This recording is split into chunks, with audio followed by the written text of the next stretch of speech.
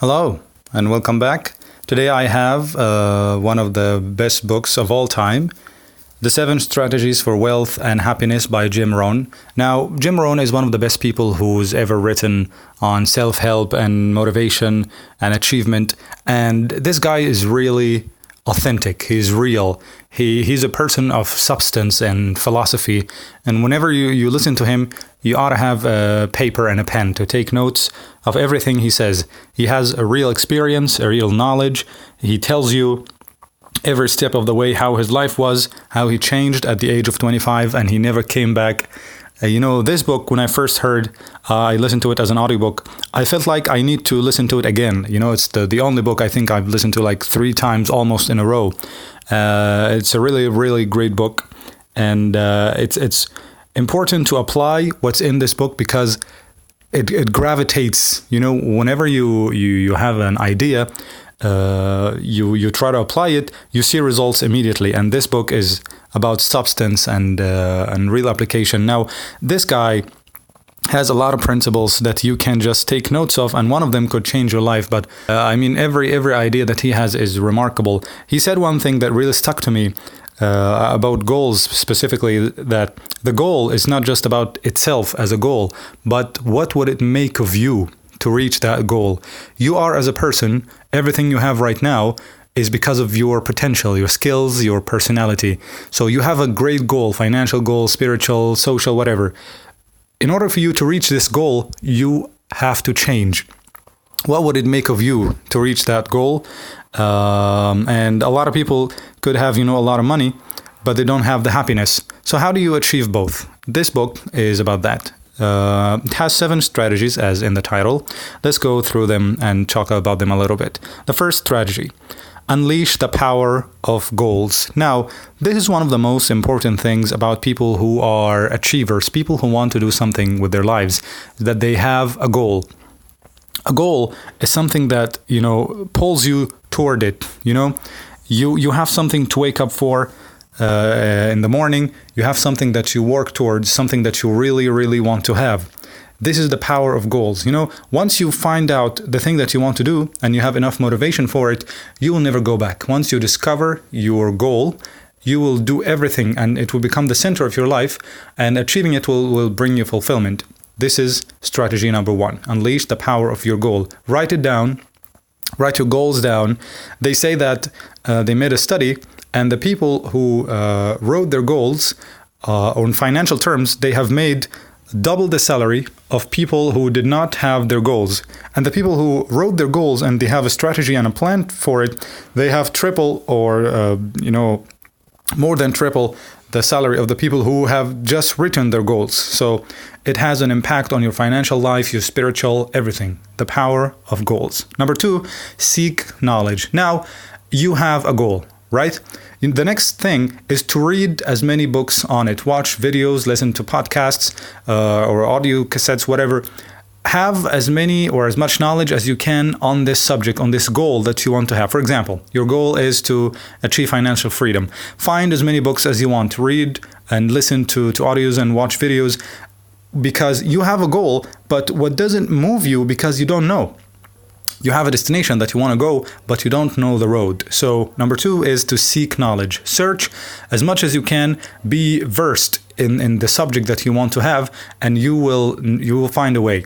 For example, you want to learn a language, right? And you want to memorize vocabulary. For me, for example, I tried to learn German, and I just learned some sentences like, all I know is right now is like, ich lerne Deutsch und ich verstehe nicht. Like, I don't understand. I use the things that I know. I repeat words, repeat, and it's just one way. But now I realize there are other ways. I have sticky notes. I put them in the house on the objects that I want to memorize. I can make connections, associations. It's like, attacking a castle from the front door, and you just try to attack the same door, and the people know that you are attacking this door, so they protect it. But if you want to be smart, you should find other ways to get into that door. So seek knowledge, and it is going to give you other ways to get to your goal. Number 3, learn how to change.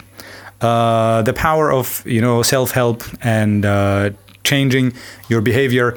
Again, it's very, very important. The concept of self-help, all the books are all about this side, is to change you. And again, he said something really remarkable. The goal is not about what is going to take you, but what will make of you to reach that goal. You will stretch, you will meet people, you will learn languages and skills, and you would reach your potential. You will change as a person, and you will look back on your past self or previous self as completely different. So master the power of change. Number 4, control your finance. Again, anything you want to have more of, you need to know how to manage. Start by having a journal on your expenses. What do you spend every day and every month? And try to measure that and try to see your income. There's a very nice method that he shares. I'll also find it in the book, The Secrets of the Millionaire Mind, also from The Richest Man in Babylon, on dividing your money.